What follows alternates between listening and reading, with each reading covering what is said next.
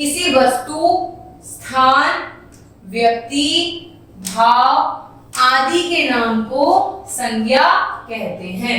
चाहे वो कोई वस्तु हो, कोई स्थान हो, किसी प्राणी का नाम हो या आपकी कोई फीलिंग हो, उसे आप क्या कहोगे बेटा?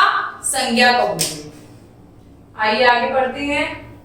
बेटा देखो, यह एक विद्यालय है।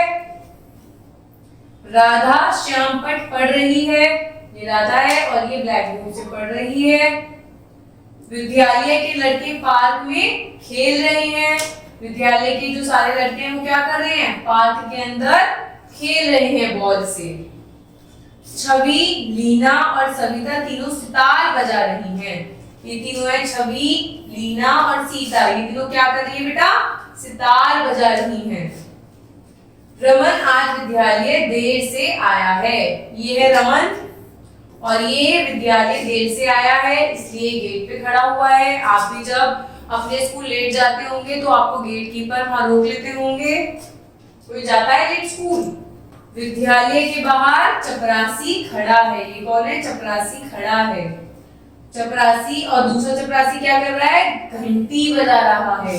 आपके स्कूल में भी तो घंटी बजती होगी जब एक पीरियड ओवर होता होगा, छुट्टी होती होगी, प्रेयर होती होगी, तो सबके लिए घंटी बजती है। तो कौन बजाता है? चपरासी अंकल बजाते हैं। ऊपर दिए गए चित्रों में अनेकों वस्तु, स्थान, व्यक्ति आदि आए हैं। बिल्कुल आए हैं, आपने पढ़ा है। वस्तु में क्या क्या है बेटा? श्यामपट, सितार, घंटी। स्थान में क्या क्या है बेटा? पार्क, विद्यालय। व्यक्ति में कौन है? राधा, लड़के, छवि, लीना, सविता, रमन, चपरासी। तो ये सब क्या है? व्यक्ति,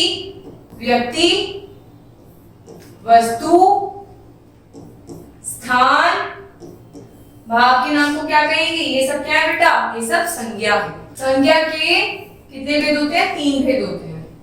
पहला है व्यक्तिवाचक संज्ञा, जातिवाचक संज्ञा, भाववाचक संज्ञा। व्यक्तिवाचक संज्ञा कौन होती है?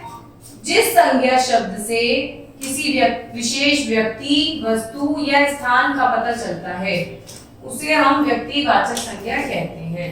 जब हमें किसी विशेष व्यक्ति, वस्तु या स्थान के बारे में हम लिखते हैं तो हम उसे बेटा क्या कहते हैं? व्यक्तिवाचक संज्ञा। आइए इनके उदाहरण के बारे में पढ़ते हैं।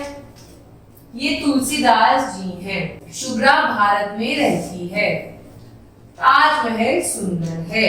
इन वाक्यों में तुलसीदास, शुभ्रा व्यक्ति विशेष है, भारत और ताजमहल क्या है? स्थान विशेष के नाम है।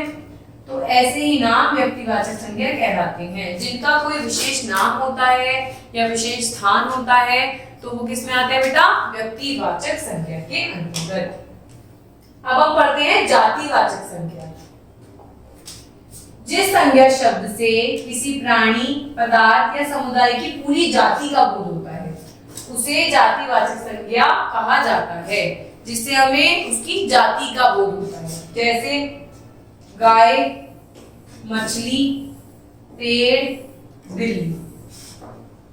इन वाक्यों में गाय और मछली शब्द से किसी विशेष गाय या विशेष मछली का बोध न होकर इनकी संपूर्ण जाति का बोध हो रहा है। बिल्कुल, गाय कोई अलग गाय थोड़ी है, गाय का कोई अलग नाम थोड़ी है।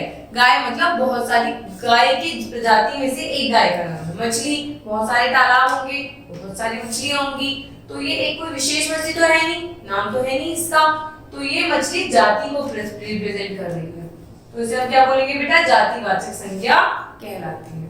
अब पढ़ेंगे भाववाचक संज्ञा। जिन शब्दों से किसी व्यक्ति या वस्तु के गुण, दोष, स्थिति या भाव आदि का पता चलता है वे शब्द भाववाचक संज्ञा कहलाते हैं।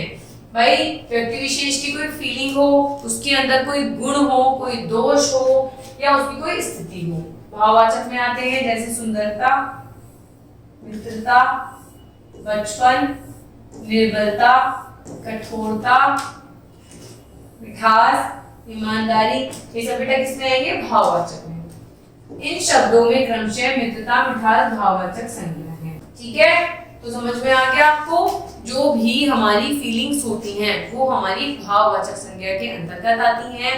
किसी भी व्यक्ति, स्थान विशेष के नाम को हम क्या कहते हैं बेटा? संज्ञा कहते हैं। संज्ञा के 3 भेद होते हैं, व्यक्तिवाचक, जातिवाचक, भाववाचक संज्ञा। Thank you.